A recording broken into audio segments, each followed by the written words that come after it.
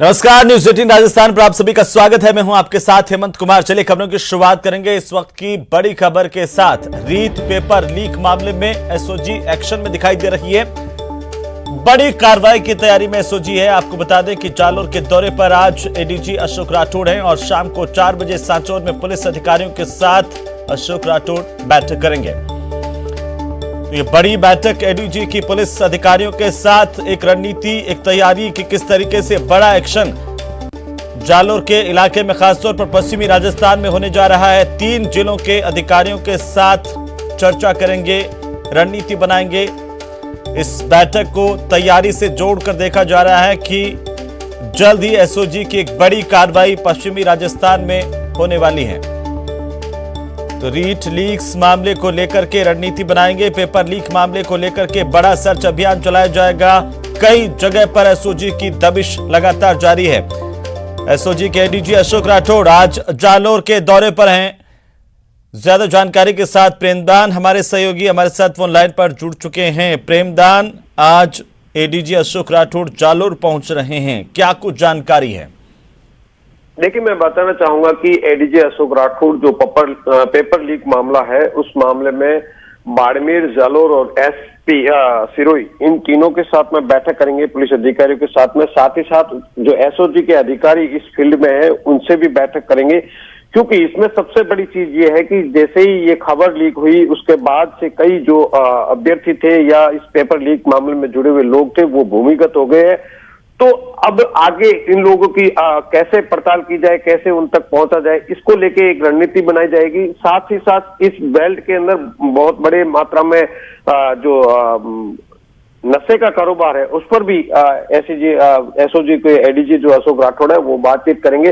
तो ऐसे में 4 बजे आज जो बैठक रखी गई है सांचौर के अंदर, जिसमें एडीजी इनकी मीटिंग लेंगे और मीटिंग में दिशा क्या अशोक राठौड़ जालोर पहुंच चुके हैं? देखिए, 3:30 बजे तक उनका पहुंचने का कार्यक्रम है। जालोर पहुंचने का, जो सांचौर में ये मीटिंग की जाएगी, तो 3:30 बजे पहुंचने का कार्यक्रम है। अभी तक पहुंचे नहीं है। और जो हमारी बातचीत हुई है पुलिस के अधिकारियों से, उनका साफ तौर से कहना है कि उन्हें 3:30 बजे तक सांचौर पहुंचने के दिशा निर्देश दिए गए हैं, ताकि जो इसमें सबसे बड़ी बात है कि तीनों जिलों के आईपीएस ऑफिसर जो भी एसपी है उनके साथ में मीटिंग की जाएगी। उनके साथ मीटिंग करने के बाद में एक रणनीति पे आगे काम किया जाए, ताकि रीट भर्ती में जो भी लिप्त लोग हैं उन तक एसओजी पहुंचे। और उनको प्रेमदान, एक महत्वपूर्ण सवाल है कि आखिरकार इस बैठक के लिए सांचौर को ही क्यों चुना गया? जिला हेडक्वार्टर पर भी बैठक की जा सकती थी। क्या आपको लगता है कि जिस तरीके से ये तार गुजरात तक आगे जाते हुए और जांच जो है गुजरात तक जाती हुई, इस लिहाज से अगर देखा जाए तो बीच का एक जगह चुनी गई, एक पॉइंट चुना गया है? देखिए, मैं इसमें सबसे बड़ी बात तो यह है कि बाड़मेर, जालोर और सिरोही, इन तीनों जिलों का एक बीच का पॉइंट चुना गया है। साथ ही साथ गुजरात का जो रूट है वो रूट यही है। इसके लिए सबसे महत्वपूर्ण पॉइंट है कि उन जगह पे बैठ के इसकी व्यूहरचना रची जाएगी। उसके बाद में आगे जो किस तरीके से इस काम को आगे बढ़ाया जाए, ताकि जो अभ्यर्थी भूमिगत हो चुके हैं, जो इस पेपर लीक मामले में बहुत लोग जुड़े हुए थे वो भूमिगत हो गए, तो उन तक अब वापस कैसे पहुंचा जा सकता है, इसको लेके एक रणनीति बनाई जाएगी। उसी के लिए इस पॉइंट को चुना गया है, ताकि अलग अलग जगहों पर जाकर पुलिस और एसओजी अपनी कार्रवाई को अंजाम दे सके। चलिए, बहुत बहुत शुक्रिया प्रेमदान, तमाम जानकारी के लिए। लगातार अपडेट हम आपसे लेते रहेंगे। तो आज एसओजी के एडीजी अशोक राठौड़ जालोर पहुंच रहे हैं। सांचौर में शाम को 4 बजे 3 जिलों के पुलिस ऑफिसर्स के साथ बैठक करेंगे। खासतौर पर जो एसपी हैं, चाहे वो जालोर, बाड़मेर और सिरोही, तीनों के एसपी यहां पर मौजूद रहेंगे। उनके साथ एक रणनीति बनाएंगे, चर्चा करेंगे। जालोर के भी कई पुलिस अधिकारी इसमें शामिल हो सकते हैं। एसओजी के आगे की रणनीति पश्चिमी राजस्थान में क्या होगी, क्योंकि लगातार तार जो है गुजरात से लगा करके सिरोही, बाड़मेर, जालोर। तो चलिए आगे बढ़ेंगे। चूरू में नशे पर नकेल कसी जा रही है। रतनगढ़ पुलिस की कार्रवाई सामने आई है। डोडापुर से भरा हुआ एक ट्रक जब्त किया गया। 20 लाख की नशे की खेप बताई जा रही है। 2 आरोपियों को यहां पर गिरफ्तार किया गया। हरियाणा के रहने वाले दोनों आरोपी बताए जा रहे हैं। मध्य प्रदेश से हरियाणा डोडापुर ले जाया जा रहा था, बीच में धरे गए। तो चूरू में पुलिस ने नशे पर नकेल डालना शुरू कर दिया है। उधर जोधपुर के लूणी में कोरोना विस्फोट होने की जानकारी इस वक्त सामने आ रही है। आपको बता दें कि सरकारी स्कूल में कोरोना विस्फोट हुआ है। स्कूल में एक साथ 24 बच्चे कोरोना से पॉजिटिव पाए गए हैं। साथ ही साथ एक कर्मचारी और चौकीदार की पत्नी भी पॉजिटिव पाई गई हैं। सभी बच्चों को होम आइसोलेट किया गया है। स्कूल के अन्य छात्रों के लिए के भी सैंपल इकट्ठा किए गए हैं और सैंपल के बाद ही आगे की स्थितियां साफ हो पाएंगी कि और कितने बच्चे यहां पर पॉजिटिव हैं। बुरानाडा राजकीय उच्च माध्यमिक स्कूल का ये पूरा मामला, जिसकी तस्वीरें हम आपको दिखा रहे हैं। 24 बच्चे एक साथ पॉजिटिव आए, हड़कंप मच गया है। स्वास्थ्य विभाग की टीम मौके पर पहुंची है और साथ ही साथ इन बच्चों के जो परिजन हैं उनके सैंपल भी लिए गए हैं। आगे बढ़ेंगे। टोंक के निवाई में बड़ा हादसा होने की जानकारी इस वक्त मिल रही है। टैंकर और बोलेरो में आपस में जोरदार भिड़ंत हुई है। जानकारी के मुताबिक इस हादसे में 2 लोगों की जान गई है। डाडा तुर्की के पास ये हादसा हुआ है। तस्वीरें आपकी टीवी स्क्रीन पर। जैसे ही जानकारी पुलिस को मिली, स्थानीय पुलिस मौके पर पहुंची है। तस्वीरों में आप देख सकते हैं आसपास के ग्रामीण भी मौके पर पहुंचे। डाडा तुर्की के पास बड़ा हादसा हुआ है और इस हादसे में 2 लोगों की मौत हुई है। दरअसल टैंकर और बोलेरो में आपस में भिड़ंत हुई, उसके बाद दोनों ही खाई में नीचे उतर गए। भिड़ंत के बाद 2 लोगों की मौत हुई है। तो टोंक के निवाई में बड़ा हादसा, बड़ी जानकारी इस वक्त की।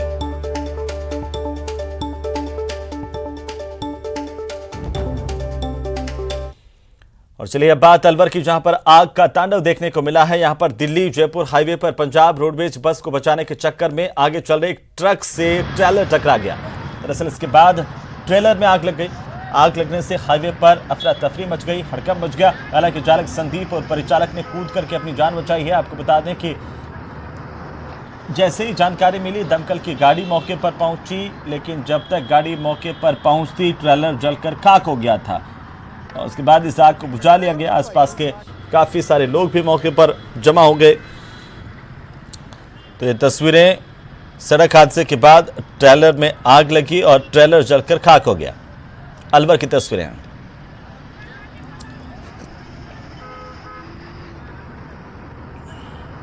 बड़ी जानकारी इस वक्त की। सड़क हादसे के बाद ट्रेलर ने आग पकड़ ली और इस आग में ट्रेलर पूरी तरह से जलकर खाक हो गया।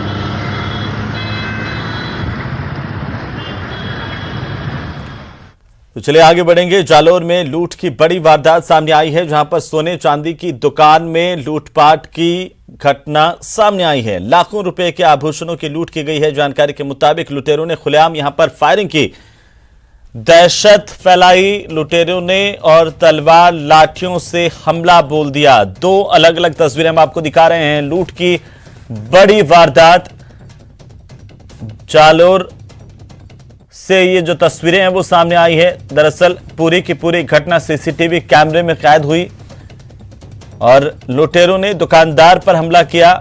गंभीर हालत में दुकानदार को अस्पताल ले जाया गया, जहां से इसे जोधपुर रेफर कर दिया गया है।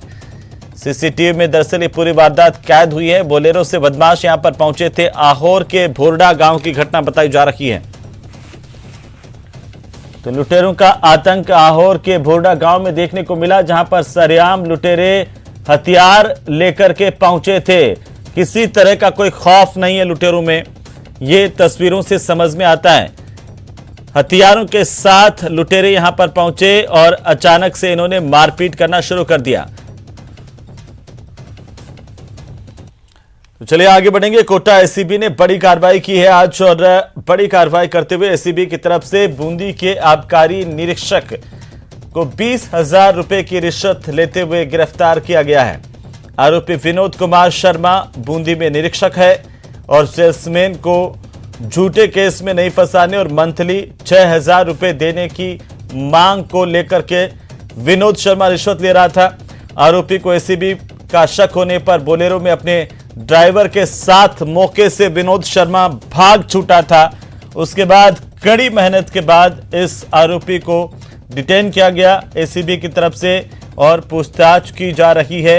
इसे पकड़ा गया, ड्राइवर की तलाश जारी है। रिश्वत के पैसे बरामद कर लिए गए हैं। तो आबकारी निरीक्षक विनोद कुमार शर्मा 20,000 रुपए की रिश्वत लेते हुए धरा गया है।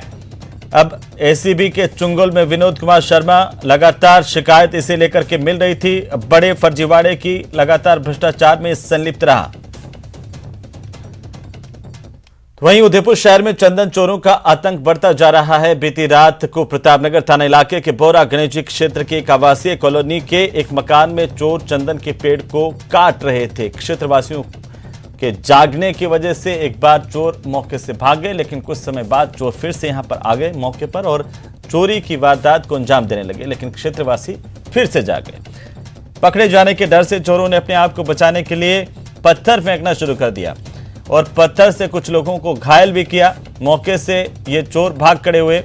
ये तस्वीरें देखिए कैसे ये चोर यहां से मौके से भागते हुए कैमरे में कैद हुए हैं। ये देखिए लाल घेरे में चोर को देखिए। रात के अंधेरे में चंदन के पेड़ों की चोरी करने वाला यह शख्स। वहीं रीट परीक्षा 2021 एडिशनल स्नातक डिग्री को लेकर के बड़ी जानकारी सामने आ रही है, जहां पर हाईकोर्ट ने एडिशनल डिग्री धारकों को अंतरिम राहत दी है। एडिशनल डिग्री धारकों को शामिल करने के निर्देश हाईकोर्ट की तरफ से दिए गए। सबसे बड़ी खबर इस वक्त की, सुप्रीम कोर्ट के आदेश के रूप जो है वो अंतिम निर्णय रहेगा। सभी एडिशनल डिग्री धारकों के लिए प्रभावी आदेश, अलग याचिका दायर करने की जरूरत नहीं है, यह हाईकोर्ट ने कहा है। ज्यादा जानकारी के साथ चंद्रशेखर हमारे सहयोगी हमारे साथ जुड़ चुके हैं। चंद्रशेखर, क्या कुछ कहा है हाईकोर्ट ने और क्या निर्णय दिया है?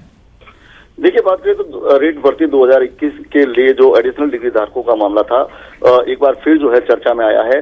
पूर्व में जो बीएड अभ्यर्थियों द्वारा जो है शिक्षा बोर्ड में इसमें कहा गया था कि एडिशनल डिग्री धारक जो है कहीं ना कहीं कुछ ना कुछ गड़बड़ी करके इस तरह से जो अंदर प्रवेश लेना चाहते हैं, इस पर रोक लगाई जाए, जिस पर हाईकोर्ट ने सुनवाई करते हुए एडिशनल डिग्री धारकों को रीट परीक्षा से बाहर का रास्ता दिखा दिया था और जो इस भर्ती प्रक्रिया से बाहर का रास्ता दिखा दिया था। जिसके बाद एडिशनल डिग्री धारक जो है सुप्रीम कोर्ट की शरण में पहुंचे थे, जहां पर इस मामले में सुनवाई लंबित है। आज राजस्थान हाईकोर्ट में एक बार फिर सुनवाई हुई। एडिशनल डिग्री धारकों की तरफ से कोर्ट को यह बताया गया था कि अंतिम चयन सूची जारी की जा रही है और जो प्रक्रिया है वो अंतिम रूप में जा रही है। ऐसे में यदि सुप्रीम कोर्ट उनके पक्ष में फैसला सुना देता है और इससे पूर्व ये सूची अगर जारी की जाती है तो उनके भविष्य के साथ खिलवाड़ हो जाएगा, फिर उनको कोई मौका नहीं मिलेगा। जिसको जो तर्कसंगत मानते हुए हाईकोर्ट ने जो है उनको अंतरिम राहत देते हुए जो एडिशनल डिग्री धारकों को जो प्रोविजनली जो है सूची में सम्मिलित करने के आदेश दिए है। साथ ही हाईकोर्ट ने ये कहा है कि जो अंतिम निर्णय जो है सुप्रीम कोर्ट के अंतिम निर्णय पर आधारित रहेगा। यदि सुप्रीम कोर्ट इनको राहत देता है तो ये सम्मिलित किए जाएंगे, अन्यथा एक बार फिर बाहर जा सकते हैं। और इसके साथ ही हाईकोर्ट ने एक सभी अभ्यर्थियों को एक साथ बड़ी राहत दी है, अंतरिम राहत दी है। उन्होंने कहा है कि अलग अलग जो एडिशनल डिग्री धारक है उनको अलग अलग याचिका लगाने की जरूरत नहीं है। यह एक निर्णय सभी जो है एडिशनल डिग्री धारकों के लिए मान्य होगा। सरकार जो है उन्हें उन्हें सम्मिलित करने से मना नहीं कर सकती। जी बिल्कुल, चलिए बहुत बहुत शुक्रिया चंद्रशेखर तमाम जानकारी के लिए। तो अब एडिशनल डिग्री धारकों को हाईकोर्ट की तरफ से राहत दी गई है। बड़ी जानकारी है। रीट परीक्षा 2021 को लेकर के लगातार कई तरह की याचिकाएं भी दाखिल हो रही है कोर्ट में। तो वहीं पोखरण शहर के वार्ड संख्या 1 में पिछले कई दिनों से अनियमितताएं और पेयजल सप्लाई को लेकर के सामने आ रही है। सप्लाई के दौरान गंदा पानी आने से लोग परेशान हैं और लोगों का गुस्सा आज फूट पड़ा। वार्ड के महिला पुरुषों ने जन स्वास्थ्य अभियांत्रिकी विभाग का घेराव करते हुए नारेबाजी की है। इस दौरान वार्डवासियों ने विभागीय अधिकारियों को खरी खोटी भी सुनाई। वार्ड नंबर 1 में 1 महीने से अनियमित पेयजल सप्लाई के चलते वार्डवासियों को पेयजल समस्या से रूबरू होना पड़ रहा है। इसे लेकर के वार्ड के लोगों ने कई बार विभागीय अधिकारियों को शिकायत भी की, लेकिन समस्या जस की तस बनी रही। इससे लोग नाराज हो गए और आज विभाग के दफ्तर पहुंचे, जहां पर ज्ञापन भी सौंपा और खूब विभाग के अधिकारियों को खरी खोटी सुनाई। तो पानी की परेशानी से लोग परेशान हैं और इससे जल्द से जल्द सही करने की मांग कर रहे हैं। लोग अपने साथ बोतल में गंदा पानी लेकर के आए जो नलों से उनके घर तक पहुंच रहा है और यहां पर पेयजल विभाग के अधिकारियों से उन्होंने गुहार लगाई है कि वो इस तरह का पानी कैसे पिएं, जिसको जानवर भी नहीं पी सकते हैं, उस पानी को वो कैसे पिएंगे। गंदा पानी उनके नलों में आ रहा है। अनियमित पेयजल सप्लाई से लोग परेशान हैं और बीच बीच में गंदा पानी भी आ रहा है। तो ऐसे में लोगों की दुविधा बढ़ी हुई है। लेकिन लोगों का कहना है कि उनकी सुनने वाला कोई नहीं है। कई बार विभाग के अधिकारियों को अवगत करवाया, लेकिन कोई एक्शन नहीं हुआ है। इससे लोग आज नाराज हो गए और जमकर पेयजल विभाग के अधिकारियों के खिलाफ नारेबाजी की है।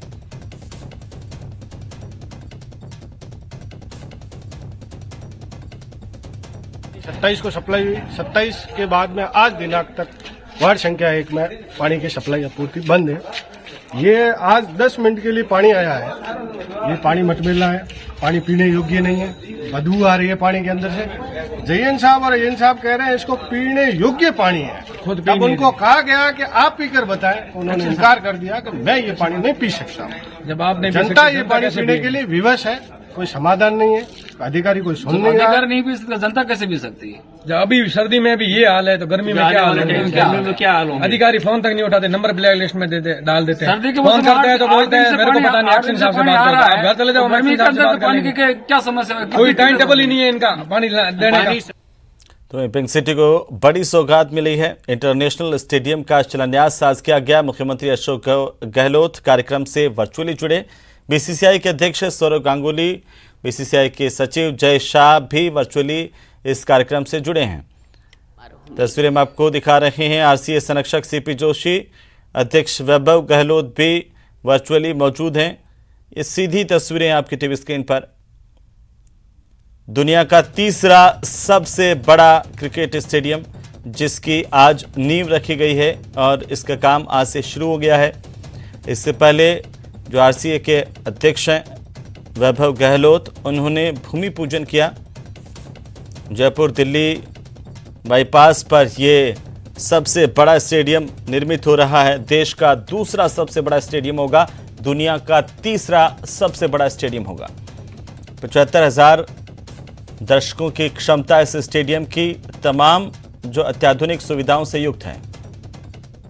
इस वक्त ये कहेंगे कि जिंदगी के गद्दे में कुछ छंद लाएं, कागजी इन फूलों में मकरंद लाएं, भेज कर वायुयानों को गगन में, आज यहाँ हम स्वर्ग का आनंद लाएं। और सचमुच सोचकर ही स्वर्ग के आनंद की अनुभूति हो रही है।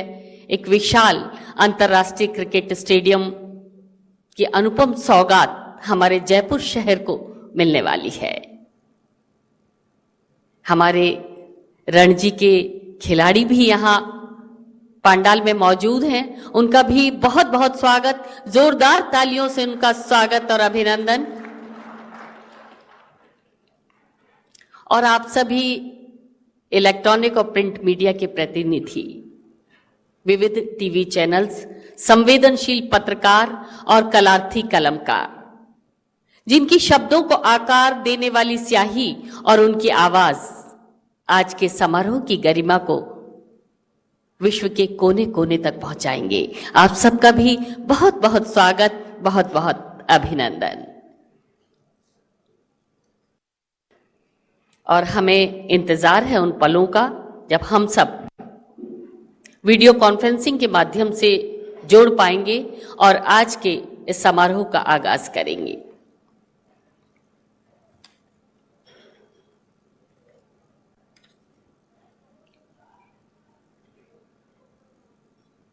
केवल कुछ पलों का इंतजार।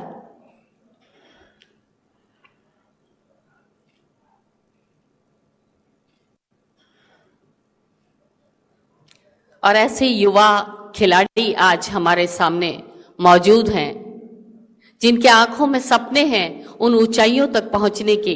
और उनके लिए यही कहेंगे कि ये वो हैं जो समंदर के साथ गाते हैं, बवंडर में घर बनाते हैं, ठंड लगती है जब पहाड़ों को तो बीन कर बिजलियां ये जलाते हैं। ऐसा जज्बा, ऐसा उत्साह रखने वाले हमारे युवा आज यहाँ हमारे साथ मौजूद हैं।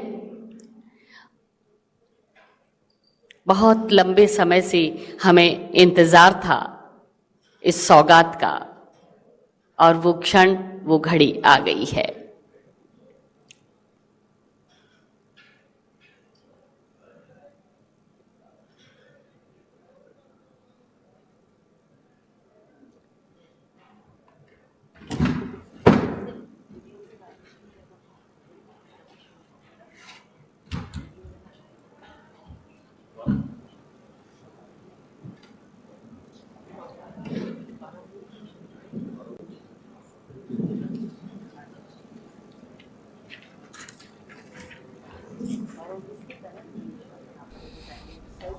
तो दुनिया का तीसरा सबसे बड़ा स्टेडियम जिसकी सौगात आज पिंक सिटी को मिली है, गौरवान्वित करने वाले ये पल। और इससे पहले इस स्टेडियम की नींव रखी गई, भूमि पूजन किया गया आरसीए के अध्यक्ष वैभव गहलोत की ओर से। हम आज के इस शिलान्यास समारोह का आगाज करेंगे। हमारे सभी अतिथिगण वीडियो कॉन्फ्रेंसिंग के माध्यम से एक के बाद एक हमारे साथ जुड़ते जा रहे हैं।